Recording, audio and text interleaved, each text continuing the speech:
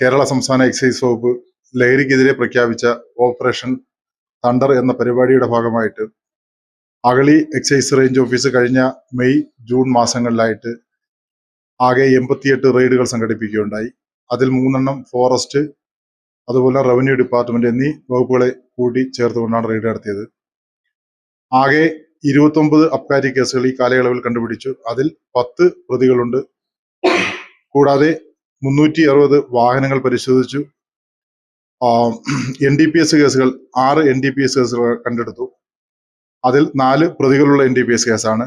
കൂടാതെ 20 കോറ്റ്പ കേസും കോറ്റ്പയുടെ തൊണ്ടിയായിട്ട് ഏകദേശം 2.25 കിലോ നിരോധിത പുകയില ഉൽപ്പന്നങ്ങളും അഗളി എക്സൈസ് റേഞ്ച് പാർട്ടി കണ്ടെടുക്കുകയുണ്ടായി.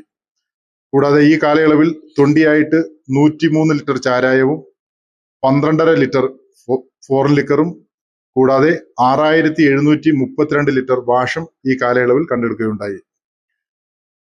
അന്യ സംസ്ഥാനങ്ങളിൽ വിൽക്കുന്ന ഫോറിൻ ലിക്കർ 4.5 ലിറ്റർ കണ്ടുപിടിച്ച് കേസാക്കിയിട്ടുണ്ട്.